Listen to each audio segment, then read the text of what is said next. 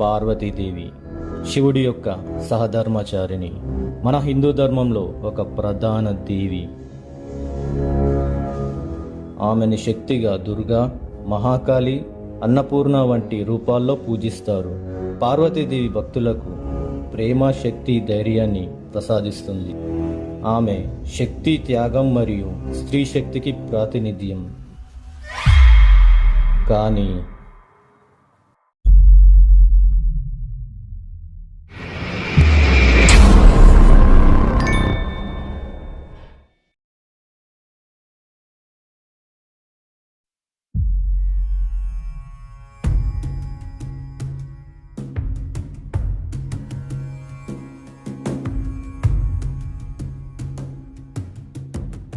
ఒకరోజు శివుడు, పార్వతి నిద్రలో ఉండగా పార్వతీదేవి ఎక్కడికో వెళ్ళిపోతుంది.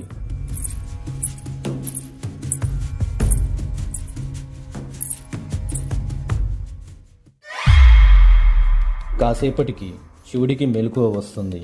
పక్కన చూస్తే పార్వతీదేవి లేదు.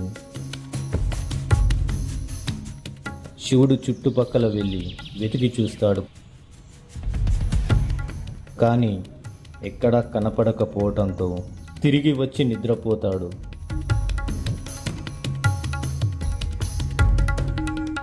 తన పనిని ముగించుకొని వచ్చిన పార్వతీదేవి ఏమీ తెలియనట్టు శివుడి పక్కన వచ్చి పడుకుంటుంది. ఉదయాన్నే శివుడు పార్వతీదేవిని రాత్రి ఎక్కడికి వెళ్ళావు అని అడిగాడు. నాకు నిద్ర రాలేదు, అందుకే అలా బయటకు వెళ్ళాను అని చెప్తుంది.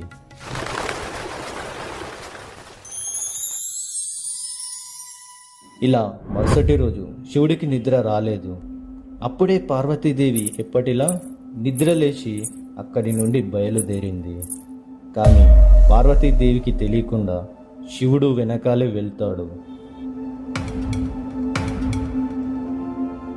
పార్వతీదేవి శ్మశానంలోకి వచ్చి భయంకరమైన రూపంగా మారింది.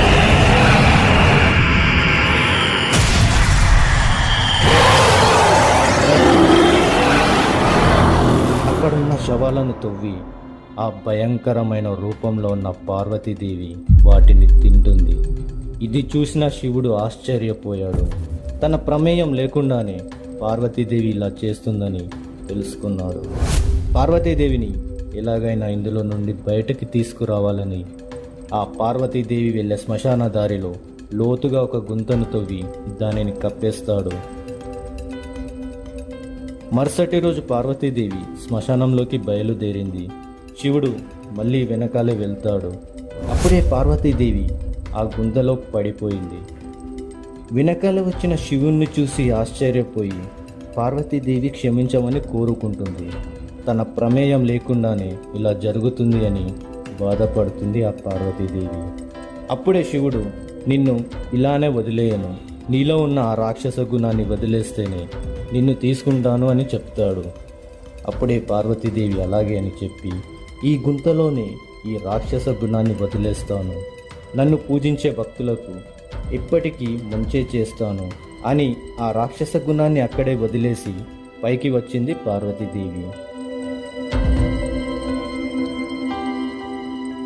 ఆ పరమశివుడు ఆ గుంతని మూసివేస్తాడు. ఇప్పటికీ పార్వతీదేవి శక్తి ఆ భూమిలోనే ఉందని పురాణాలు చెప్తున్నాయి. పార్వతీదేవి యొక్క ఆ రాక్షస రూపం పేరే కాటేరమ్మ. మీరు కూడా శివభక్తులైతే ఈ వీడియో లైక్ చేసి ఛానల్ సబ్స్క్రైబ్ చేసుకోండి.